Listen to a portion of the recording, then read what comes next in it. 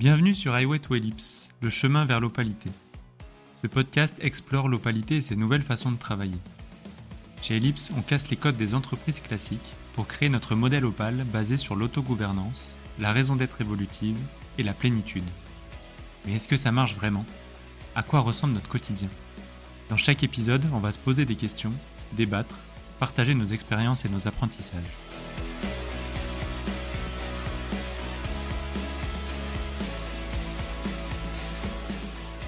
Aujourd'hui, on parle prise de décision. Alors comment décide-t-on vraiment sans chef ? Peut-on vraiment prendre en compte l'avis de tous sans perdre en efficacité ? On en parle tout de suite dans cet épisode.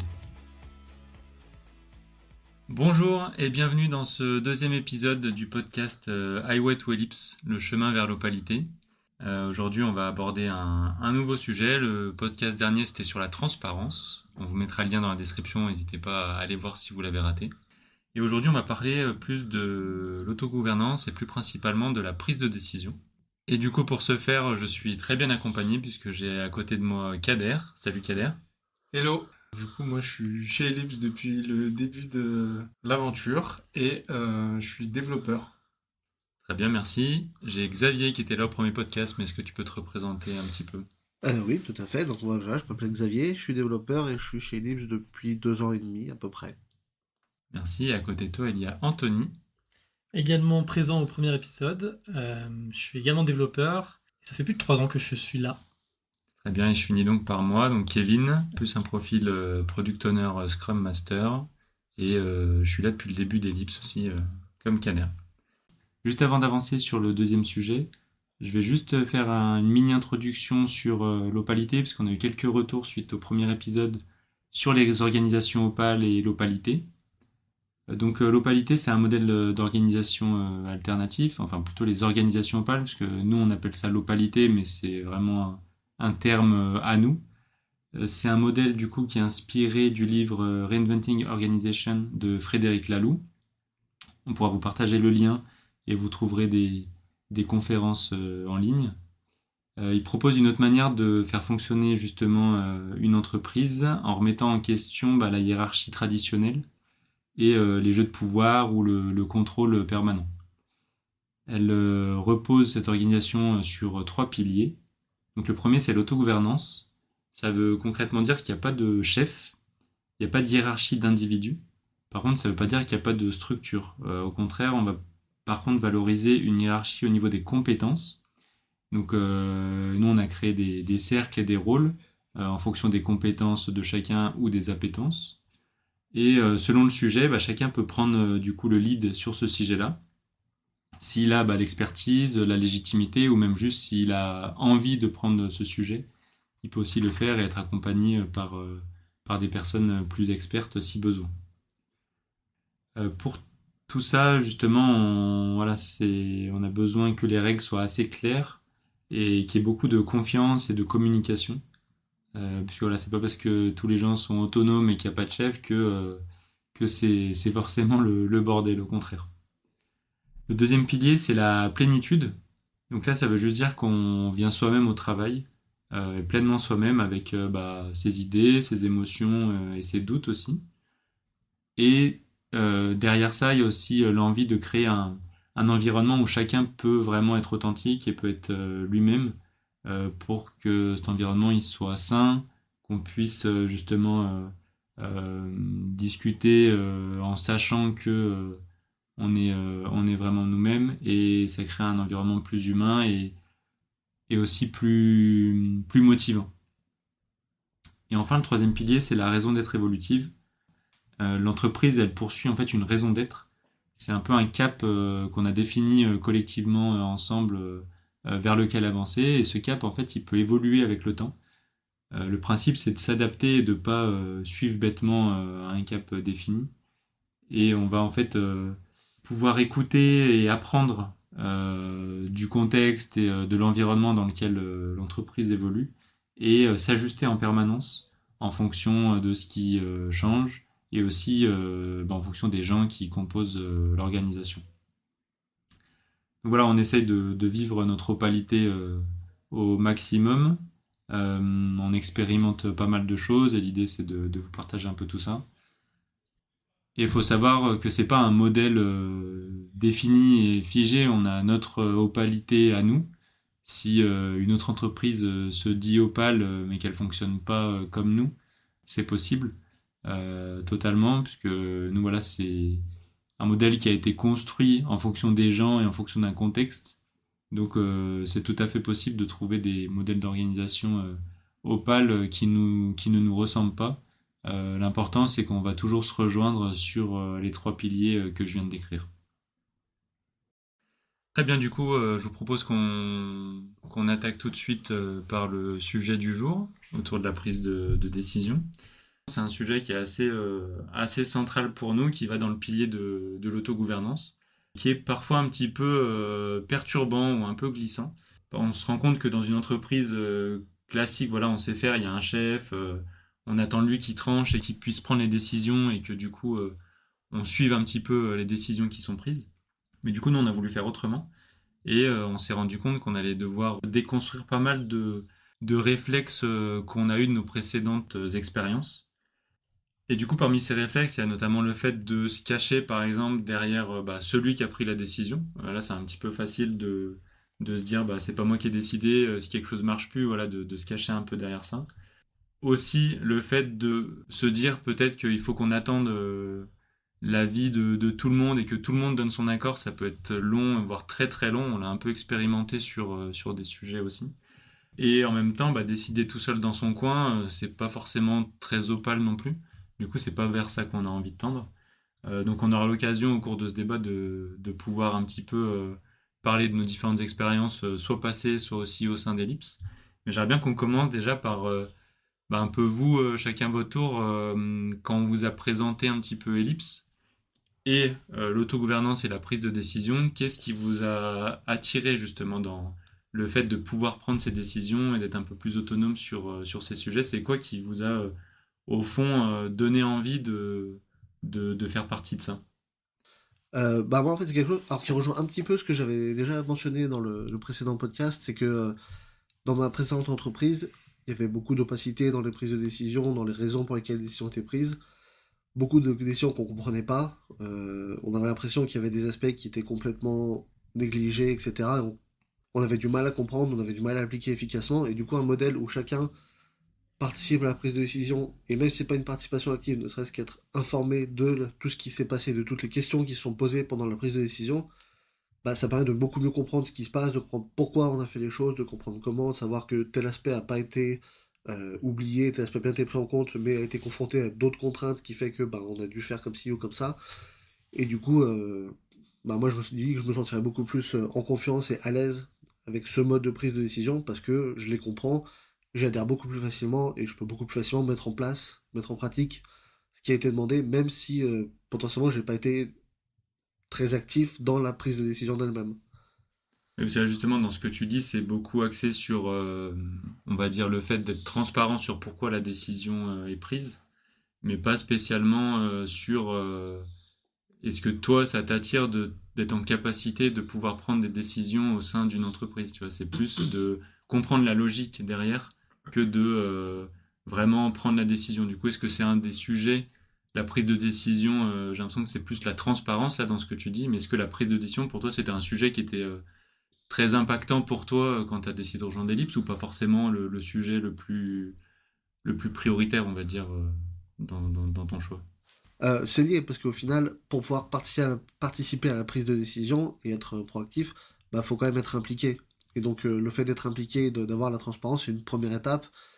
Et ensuite pouvoir participer plus directement, pouvoir donner mon avis, pouvoir discuter, etc. Ça va dans le même sens en fait. On va dire le fait d'être d'abord au courant et ensuite d'être acteur, c'est juste on va dire un aspect un peu crescendo. C'est plus tu t'habitues au modèle, plus tu peux participer et être actif.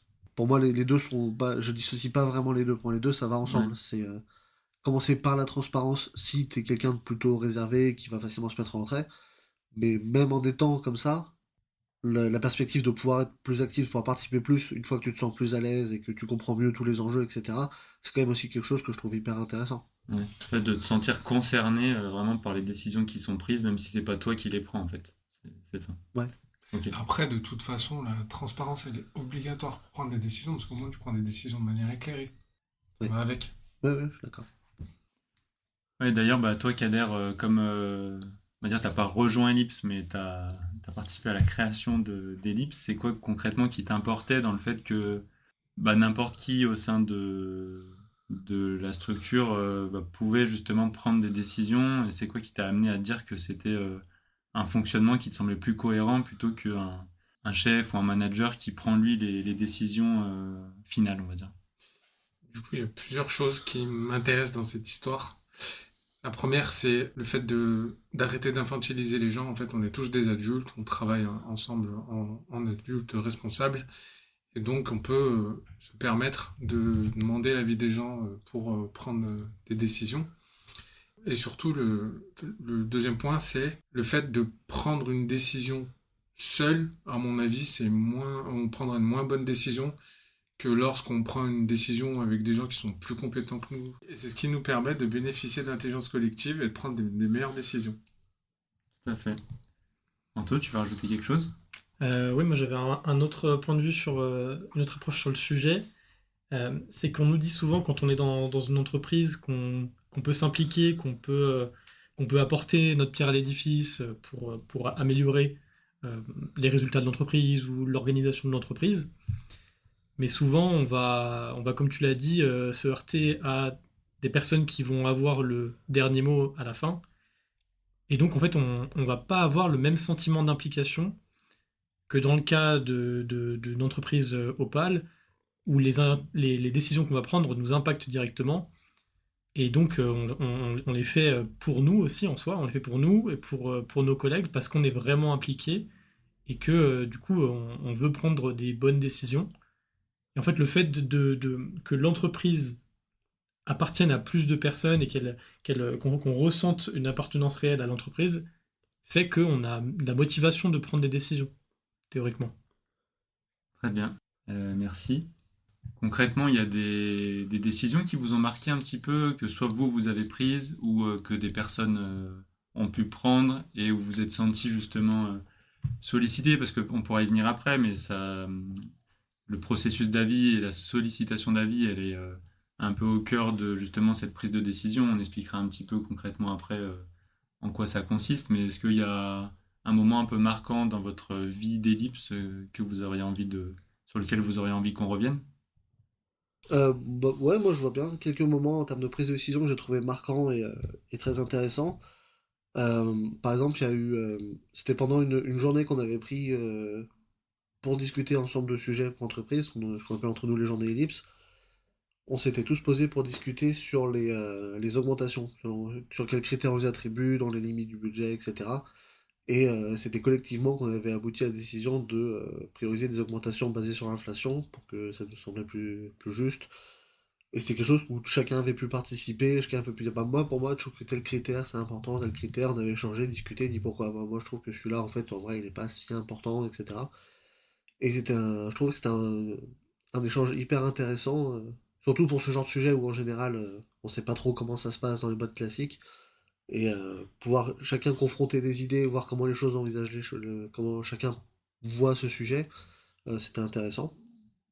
Je pensais aussi à un autre sujet, mais je sais pas si quelqu'un voulait en parler, pour le fait de sortir une personne de mission pour bosser plus sur des sujets internes, sur administratifs.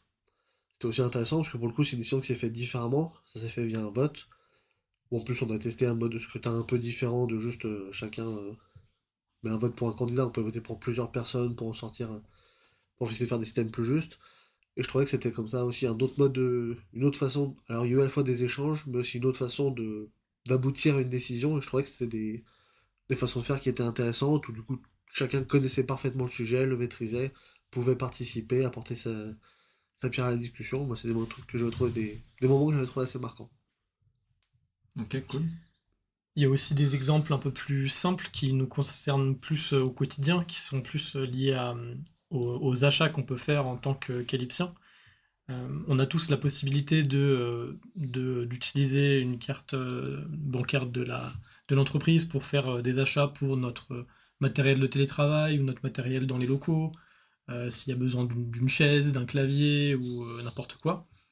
Et du coup, ça va pas être une personne qui va décider quels sont les achats possibles pour chacun des membres de l'entreprise. Ça va plutôt être à chacun de réfléchir à ses besoins et ensuite à prendre l'initiative par lui-même ou par elle-même de faire l'achat qui lui permette de travailler confortablement dans la limite du raisonnable si nécessaire ou dans la limite du budget si on l'a fixé en amont. Et puis ça, du coup, ça a été un exemple un peu à double tranchant parce que parfois ça concernait des montants relativement faibles, mais vu que ça implique de directement dépenser de l'argent de notre compte en banque, ça peut bloquer, ça peut être plus difficile à aborder. Et donc ça nécessite un peu une éducation sur le sujet pour qu'on devienne tous plus autonomes et plus matures pour se sentir légitimes pour faire des dépenses. Mais en réalité, on l'est. Et donc, il faut juste apprendre à pouvoir prendre cette décision euh, pour faire les achats dont on a besoin. Ça, on l'a vécu assez souvent dans l'exemple de personnes qui réussissent à, du coup prendre leurs initiatives, mais aussi dans l'autre exemple où c'était plus difficile, ça nécessitait un accompagnement, un encouragement de certaines personnes parce qu'on voyait que une personne se retenait, alors que c'était peut-être pas pertinent. Bah, c'est là où on voit aussi, comme Kader, tu le disais tout à l'heure, sur la transparence, elle est nécessaire pour prendre la décision. Ça rejoint un peu le premier podcast, mais c'est que du coup, là où on est assez biaisé, qu'on n'ose pas, c'est que des fois, le fait d'avoir beaucoup d'informations, ça impacte sur la prise de décision. Et entre ce qu'on voit et la réalité, le fait de prendre du recul aussi sur, bah, par exemple, si je m'achète un, un support pour mon PC, bah, c'est pas ça qui va couler la boîte, alors que moi j'en ai besoin et je vais être mieux calé quand je vais m'installer chez moi en télétravail et compagnie. Bah, du coup, c'est là où je trouve qu'il faut un petit peu, des fois, aider les gens à prendre ces décisions qui ont un impact vraiment très très léger sur la trésorerie de l'entreprise et qui au contraire peut vraiment t'aider toi dans ton quotidien. Et puis voilà, enfin chacun donne beaucoup à Ellipse, du coup aussi le fait que Ellipse donne aussi en retour, même si c'est sur des aspects financiers et qui vont un petit peu au-delà de ton salaire, c'est aussi quelque chose qu'il faut que qu'on accepte tous et avec lequel il faut qu'on soit tous à l'aise aussi. Parce que même Xav, dans les exemples que tu donnais, c'est des prises de décision collectives sous forme d'atelier.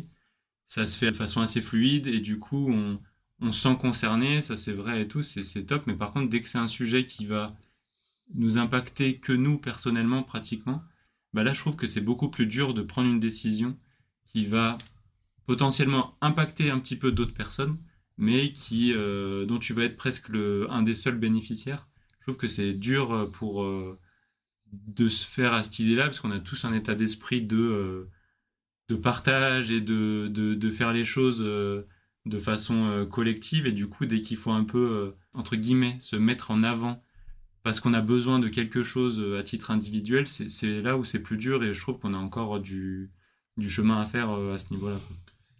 C'est là où le processus d'avis il est super important parce que au final, lorsqu'on a une décision individuelle à prendre, en fait, on va mettre en priorité le facteur individuel et on va aller solliciter le rôle pertinent pour la prise de décision qui va nous conseiller pour la prendre. Si on parle du matériel, par exemple, si on doit s'acheter un ordinateur ou quelque chose comme ça, on va forcément justifier l'achat. En fait, on ne doit pas se bloquer au niveau de je ne vais pas prendre une décision individuelle, ça va être impactant. En fait, on ne peut pas décider de nous-mêmes de l'impact que ça aura sur la trésorerie. Il faut aller solliciter le rôle compétent dans le domaine pour avoir justement la meilleure information concernant ce sujet. J'en profite, je peux peut-être expliquer un peu plus concrètement la sollicitation d'avis, comment dans la théorie elle est censée fonctionner, ce qu'on essaye de mettre en place un petit peu. C'est plusieurs étapes. C'est dans un premier temps, il y a quelqu'un qui remarque justement un problème ou une opportunité ou un sujet, on va dire, et qui va soit prendre l'initiative de porter ce sujet, ou peut-être d'aller voir une personne pour lui dire bah, j'ai remarqué ça, je me sens peut-être pas forcément légitime, est-ce que moi dans mon esprit j'identifie que toi peut-être tu l'es, qu'est-ce que t'en penses? Et la personne bah, potentiellement elle va dire bah oui c'est vrai que c'est un sujet que je peux prendre et tout, ou alors elle va dire bah non pas forcément, et là potentiellement, on peut se dire, bah, finalement, est-ce que c'est pas moi le mieux placé pour porter ce sujet, même si de base, je me suis pas dit que ça pourrait être moi.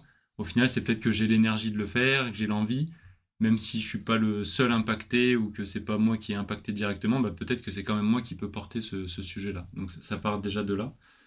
Ensuite, on réfléchit à des solutions et avant de faire une proposition, c'est là où du coup, on va demander des informations un peu supplémentaires comme tu disais, au rôle qui nous semblent être les mieux placés et qui ont le plus de connaissances en fait sur le sujet qu'on va porter avant de Qui, proposer une action. Pardon. Ouais. ou qui sont impactés. Déjà, impacter, c'est le troisième temps. C'est déjà, tu vas demander l'avis plus aux personnes que tu estimes être les mieux placées pour te donner l'ensemble d'informations dont tu peux avoir besoin pour prendre ta décision. Tu vois. Parce qu'avant, tu as eu besoin d'informations. Maintenant, tu as toutes les infos. Tu dis, bah, pour moi, c'est ça la meilleure chose à faire. Et là, tu vas voir toutes les personnes impactées par la décision que tu as décidé de prendre.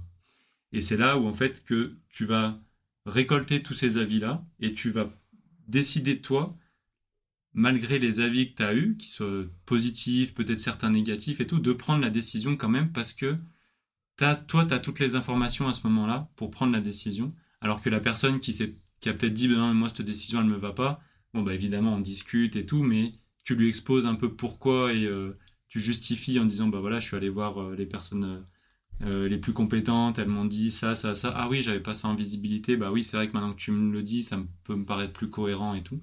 Et potentiellement, tu as des personnes qui vont rester un peu bloquées sur leur position, mais toi, maintenant, tu es quand même à l'aise pour dire, bah, j'ai entendu, c'est pas une solution qui est idéale pour toi. Si c'est pas totalement bloquant, bah en fait on va quand même le faire et parce que c'est ce dont Ellipse a besoin à ce moment donné.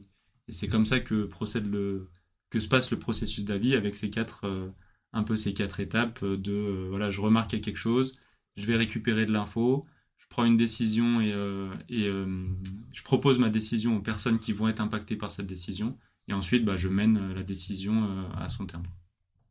Donc voilà, donc bah, ça me permet de rebondir un petit peu sur tout ça et où on l'avait aussi appliqué, ou en tout cas je l'avais appliqué personnellement, c'était sur un sujet à un moment donné qui me tenait à cœur pour avoir un peu plus de visibilité sur ce qu'on faisait. Voilà, à l'époque où on avait installé le Notion pour notre organisation, donc c'est un outil interne voilà, qu'on utilise pour s'organiser, pour prendre des notes, etc., qui sert un petit peu à tout.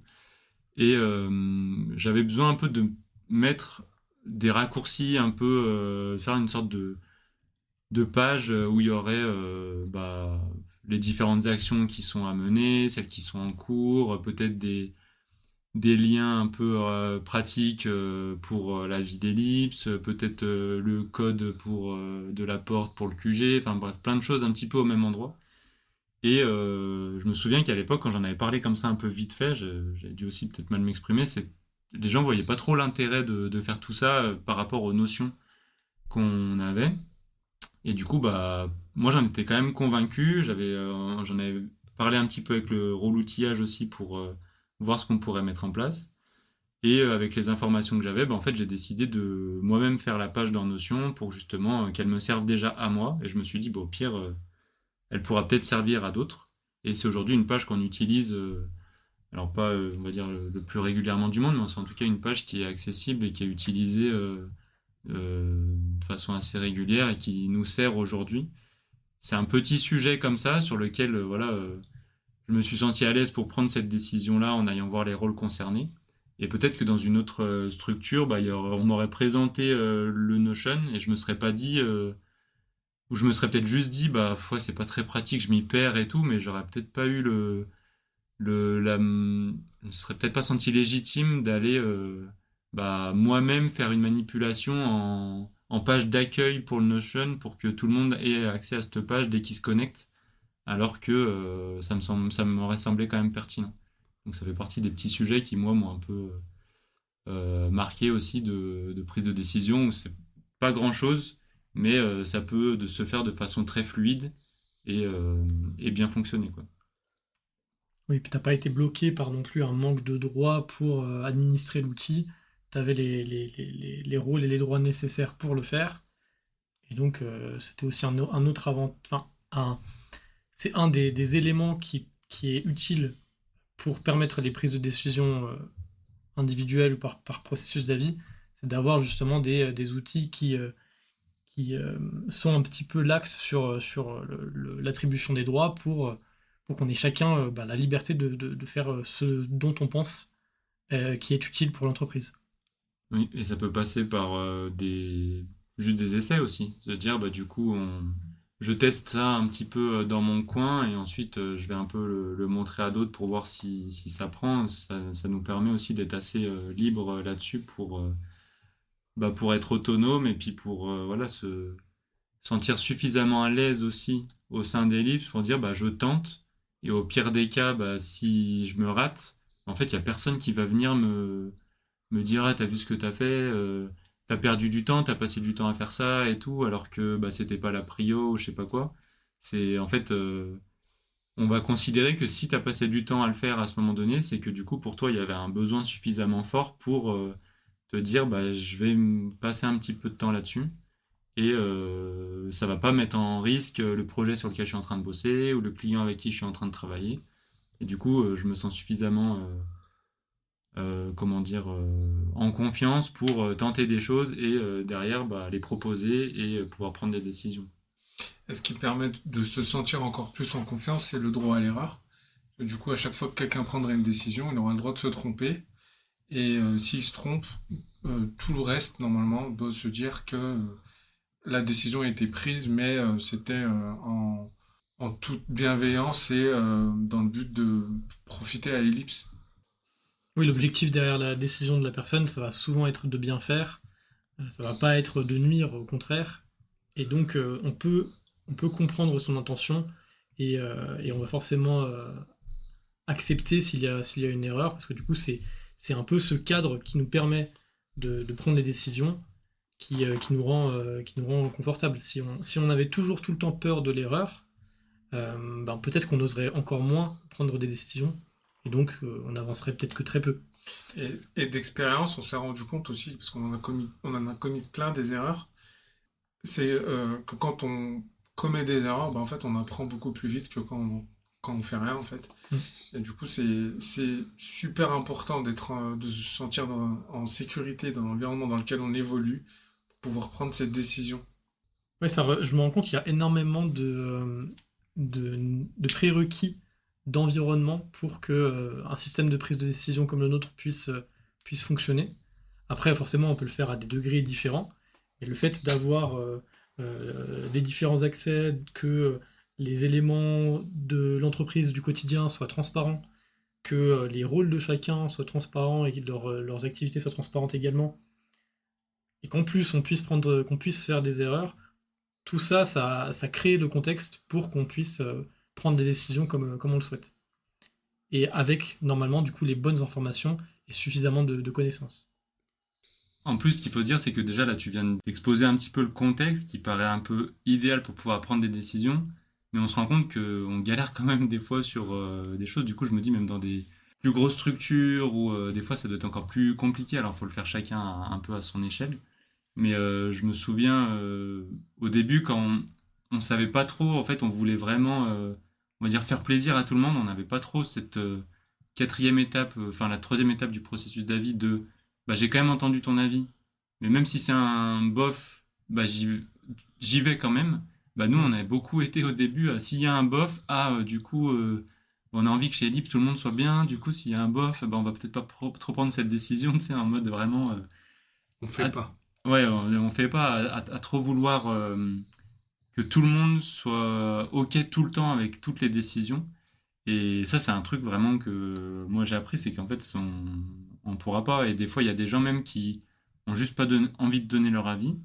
Et en fait, c'est OK. Et pendant un moment, moi, j'avais toujours l'impression que les gens n'osaient pas donner leur avis parce que, en fait, ils pensaient non à la question qu'on posait, des choses comme ça. Et j'ai mis du temps à me dire, en fait, s'il donne pas son avis, c'est peut-être un oui au final. Alors que quand il va me dire non, là, ça sera vraiment un non, tu vois. Vaut mieux raisonner comme ça maintenant, à se dire, tant qu'elle me dit pas non, c'est qu'en gros, elle est OK, et juste, peut-être elle a la flemme de me dire un oui, ou alors le sujet qu'elle a pas d'avis, pertinent, ou qu'elle se sent pas concernée par le sujet, tu vois. Mm. Il n'y a pas toutes les décisions où tout le monde chez Ellipse doit se sentir concerné. c'est bien si les gens qui veulent se sentir concernés, mais il y a des sujets où c'est normal que tout le monde ne se sente pas concerné par le sujet. Et d'ailleurs, si on est concerné par tous les sujets, on a vite fait de passer pour le relou de service. Et est-ce qu'au final, le principe de la consultation de la prise de vie des autres a vraiment pour objectif de récupérer un oui ou un non, ou plus de récupérer d'autres infos pour mieux prendre la décision finale? Exactement. Quelqu'un qui donne pas d'avis, en fait, c'est juste qu'il a rien à apporter, en Exactement. plus par rapport à ce que toi t'as déjà pu exposer, et donc c'est pas forcément, c'est ni un oui ni un non en fait. Et d'ailleurs, oui et non, c'est pas vraiment en fait l'objectif de Ouais, cette étape. tout à fait. Oui, et le fait du coup de se structurer un petit peu, de répartir nos différents besoins dans des rôles, c'est aussi ce qui a permis de ne pas avoir pour réflexe d'aller demander l'avis à tout le monde à chaque fois, mais plutôt de bien identifier les personnes concernées, les personnes qui ont les infos, et demander l'avis du coup à ces personnes-là. Ça permet du coup ouais, d'éviter, parce qu'il y a un peu deux extrêmes qu'on voudrait éviter, ce serait l'extrême d'une personne qui va jamais se sentir légitime pour prendre une décision sans demander l'avis aux autres, ou alors qui va, comme tu dis, être freiné au moindre léger bof ou manque d'avis ou d'engouement même sur sa décision. Donc ça, on peut se structurer pour éviter ça, et ça nécessite un petit peu aussi d'accompagnement. Et il y a aussi l'autre extrême qu'on n'a pas encore connu, a priori, qui serait de toujours se sentir légitime pour prendre des décisions, quoi qu'il arrive, de toujours se sentir concerné, alors que c'est pas forcément pertinent. Et donc de soit toujours donner son avis, ou alors soit prendre beaucoup de décisions, mais sur lesquelles on n'est peut-être pas compétente. Comme tu le disais, Anto, un peu avant qu'on s'organise avec nos rôles et nos cercles, bah, on faisait énormément de tours de table en réunion et du coup, c'était l'avis de tout le monde à chaque fois qu'on demandait. Et ça prenait un temps fou. Et en fait, le côté bénéfice que j'imaginais d'être d'une organisation opale, que du coup, on allait pouvoir avancer vite sur les sujets, prendre des décisions rapidement et tout. Le fait de ne pas avoir de hiérarchie au début, bah, je trouve que ça nous a beaucoup ralenti parce que du coup, on était beaucoup à vouloir prendre l'avis de tout le monde tout le temps, peu importe la décision. Alors que dans une start-up classique, bah, tu as un patron qui aurait pris les décisions et puis en fait, tu vis avec. Et sur certains sujets, bah, ça peut être plus pertinent potentiellement. Et du coup, c'est là où il faut trouver un peu un juste milieu, de pas se sentir trop, enfin, de pas avoir à trop tout le temps demander l'avis de tout le monde. Et c'est là où notre organisation, elle nous a beaucoup aidé justement pour aller voir que des petits groupes de personnes et prendre des décisions par petits groupes. Et ensuite expliquer au plus grand nombre pourquoi la décision, ça va être celle-là et pourquoi elle a été prise, quoi. Oui, avec les tours de table, en fait, on se sent facilement pas plus légitime qu'un autre. Et donc, quand on va lancer un sujet, si en effet un autre ne donne pas son avis ou n'a pas l'air très emballé par la décision, mais en effet, ça peut vite freiner ouais, du coup d'avoir pris ce réflexe du tour de table, qui est un exercice qui reste pertinent dans beaucoup de cas, mais finalement au quotidien, dans la gestion d'une entreprise, les petites affaires courantes, parfois c'est pas nécessaire. On fait presque plus aujourd'hui, hein. Ça arrive C'est- très rarement. Mais en fait, quand on le fait, je remarque que c'est vraiment nécessaire en fait. Ouais, On voilà, le fait quand on a vraiment besoin de l'avis de très tout le rare, monde ouais. et qu'on veut le considérer. En fait, alors, je sais pas de quand il date le dernier tour de table. Par contre, pour moi, le fait de redescendre une information en mode juste, je dis redescendre comme s'il y avait une verticalité, mais bref, vous avez compris. Quand on transmet une information, euh, normalement, s'il y a quelqu'un qui voit quelque chose de mieux à faire ou quoi, c'est censé trigger quelque chose dans sa tête et il est censé prendre la parole à ce moment-là. Du coup, ce que tu dis pour moi, c'est vrai, le tour de table, il est valable uniquement si ça débloque cette peur de prise de parole. Ouais. Oui, c'est vrai. Ouais, tout à fait. Mais d'ailleurs, tu t'es repris sur la verticalité, mais au final, il y en a quand même une Au niveau des rôles, au oui. niveau des rôles et des compétences. C'est pas, il n'y a pas de hiérarchie. Il y a une hiérarchie au niveau des compétences. Elle est juste pas au niveau des humains. Où on n'a pas une personne qui est au-dessus de l'autre, on va dire, dans sa vie d'ellipse.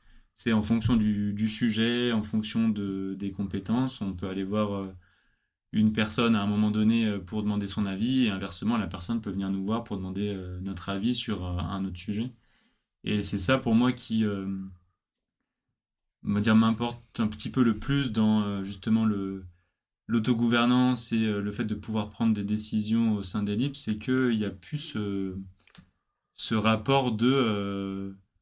en fait, il y a une personne qui a plus de pouvoir que moi et qui peut même avoir du pouvoir sur moi. Parce qu'au final, quand on réfléchit à un manager, il peut avoir du pouvoir de te mettre sur tel ou tel projet et potentiellement tu vas moins bien vivre le truc que ton collègue, de valider une de tes augmentations et au final ça a vraiment un impact sur ta vie, même perso. Alors que pour moi c'est pas censé être le cas, il y a pas de... C'est pas parce que une personne elle est manager qu'elle a forcément plus de compétences, comme on l'a dit, c'était en fonction de certains sujets et c'est d'ailleurs aussi... pour ça que voilà, les managers, des fois, ils savent même pas concrètement comment faire ce que fait une personne qui est dans leur équipe. Et du coup, d'avoir ce sentiment de supériorité et d'infériorité, pour moi, c'est quelque chose qui est maintenant insupportable et j'arriverai plus à, je pense, à travailler différemment de juste, on est des êtres humains sur le même plan. Et du coup, en fonction de nos expériences, en fonction de nos vies, et du coup, moi, je vais être plus pertinent pour t'aider à prendre une décision sur un sujet, et inversement, c'est toi qui vas être plus pertinent pour m'aider. Et j'ai pas envie de me référer qu'à une personne parce qu'on a décidé que c'était mon boss, en fait. Et du coup, je trouve qu'il y a pas de cohérence pour moi à fonctionner comme ça au travail aujourd'hui. J'y arriverai plus, en fait. Oui, il y a pas non plus de besoin de se remettre au-dessus de la personne. C'est ça. Juste parce qu'on a la compétence sur Parce qu'au final, c'est pas parce que tu as plus d'informations et d'expérience sur un sujet que ça crée un lien de hiérarchie avec ceux qui ont moins d'informations sur le sujet. Mm. Et donc, même si tu es plus compétent et que donc ton avis sur le sujet sera plus pertinent, ça te donne aucune légitimité pour prendre de haut les gens, en fait. Exactement. Mais c'est aussi très intéressant, c'est qu'une personne externe peut des fois un peu voir de l'extérieur que ça pourrait être mieux. Et du coup, soit au moins lui expliquer pourquoi c'est autant galère, ou soit se dire ah ouais, attends, pourquoi je galère sur ce sujet-là, en fait, au final. Et ça fait il y a un an, il y avait tel truc, du coup, on était obligé de fonctionner comme ça, mais maintenant, il n'y a plus. En fait, C'est je peux vrai. fonctionner différemment, et du coup, tout de suite, ça te permet de remettre en question aussi, toi, ce que tu fais dans ton quotidien, et peut-être te simplifier tes tâches, quoi. Donc, J'ai pas d'exemple précis, mais je suis à peu près sûr que c'est déjà arrivé oui. ça. Parce qu'on a souvent la tête dans le guidon dans nos sujets, et donc une personne externe, c'est toujours pertinent d'entendre un petit peu son point de vue. Même si après on fait pas forcément quelque chose, d'avoir eu son point de vue, on peut se rendre compte que, ah oui, on est vraiment en train de faire les choses d'une manière qui ne prend pas en compte une autre façon de faire qui pourrait être mieux, et donc on s'en rend compte. Tout à fait. Et d'ailleurs, je sais pas si ça vous le fait à vous, ça, mais moi, quand on vient me faire une suggestion sur ma façon de faire, le fait qu'on n'ait pas de hiérarchie, ça fait que je me braque moins, en fait, parce que je suis quand même susceptible.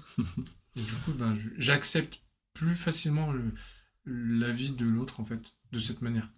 Ouais, je pense que, à mon avis, c'est un biais cognitif qui a un nom, mais c'est clair que oui, c'est beaucoup plus facile à entendre. Alors, c'est vrai que dans les entreprises classiques, on va être un peu formaté à accepter les suggestions de quelqu'un qui est notre supérieur hiérarchique, parce que c'est notre travail, c'est comme ça, on n'a pas le choix.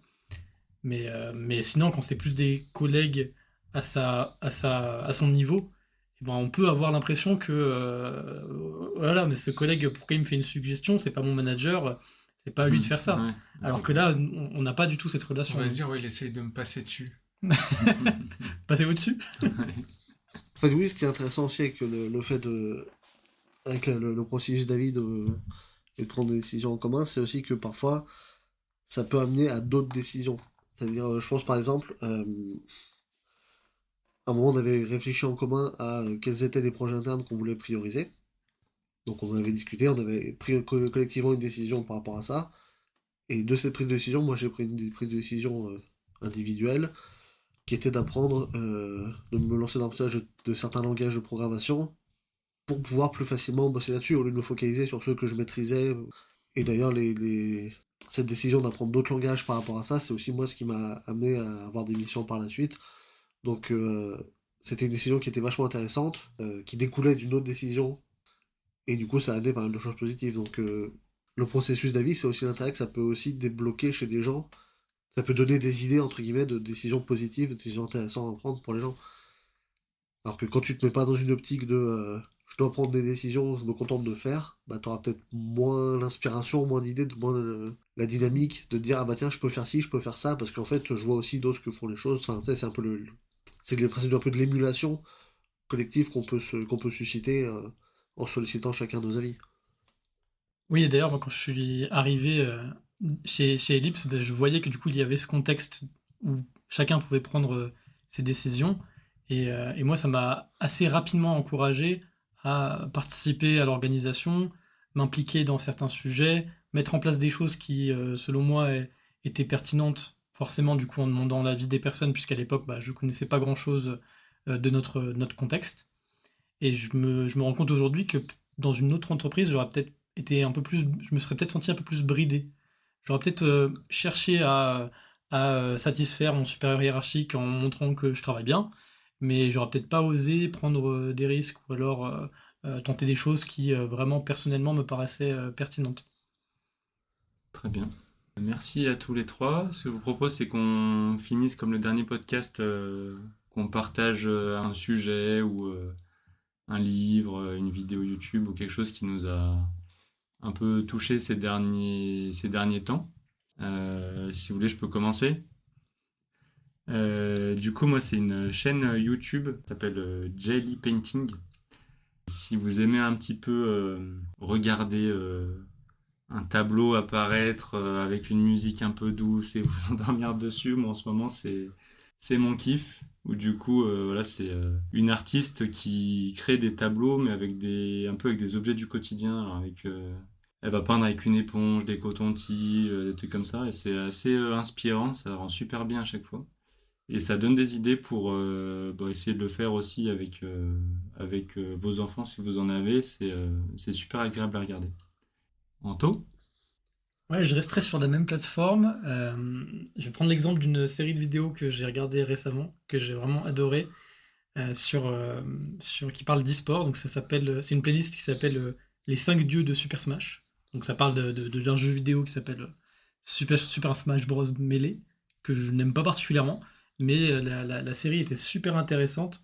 Ça décrit en fait quelque chose d'assez rare, c'est-à-dire une scène compétitive e-sportive qui dure depuis plus de 10 ans, et donc il y a un vrai recul sur toute une histoire et tous les rebondissements qu'il y a eu. C'était vraiment passionnant. Si vous aimez les jeux vidéo, ou même pas forcément, que vous aimez juste la compétition, le sport, c'est vraiment passionnant à regarder.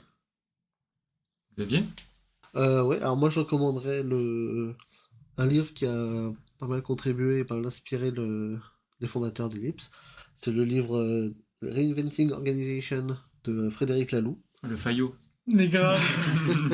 Non, mais comme on n'a jamais le temps de rentrer trop dans le détail de l'opalité, ben, ça, les gens peuvent aller aussi se renseigner par eux-mêmes, soit par le biais de cet ouvrage, soit via la conférence Reinventing Organization, qu'on peut trouver sur YouTube, Frédéric Laloux aussi, où en 2 heures, il résume pas mal des points qui sont dans le livre. Et voilà, donc pour mieux comprendre aussi certains concepts sur lesquels on passe rapidement pendant ces podcasts, ça peut être une très bonne base. Ouais, d'ailleurs, je me permets, il y a une version classique qui est quand même un petit pavé, mais qui reste super intéressant. Sinon, il y a une version illustrée qui est vraiment très bien faite et qui est largement suffisante pour déjà avoir juste de l'information sur ce qu'on fait. Et on peut aussi recommander peut-être le wiki Reinventing Organization, animé par des bénévoles, du coup, qui est assez cool et qui reprend un petit peu tous les concepts qu'on essaye de mettre en place chez Ellipse. Kader? Du coup, moi, je vais parler de la bêta de Battlefield 6. Donc, ça m'a marqué, ça m'a fait plaisir de me remettre aux jeux vidéo. Et pour ceux qui ne l'ont pas fait, achetez-le, il sort le 10 octobre. Oh, il est sponsor, le Je suis gars. sponsorisé par EA. Non, sans déconner, j'ai passé un bon moment. Ça faisait longtemps que j'avais pas joué, c'était cool. Ça faisait plaisir de te revoir sur Discord avec nous. C'est vrai, ça faisait longtemps. Super, merci beaucoup à tous les trois, c'était super intéressant. Et Merci puis à toi. on se retrouve prochainement pour un 3e numéro. Alors on s'engage pas trop sur la date, parce que là du coup on a un petit peu plus de temps que prévu. Donc on le fera quand on se sentira, quand ça sera le moment. Voilà, merci beaucoup. Merci. À bientôt. Merci. Au revoir. Merci. Au revoir.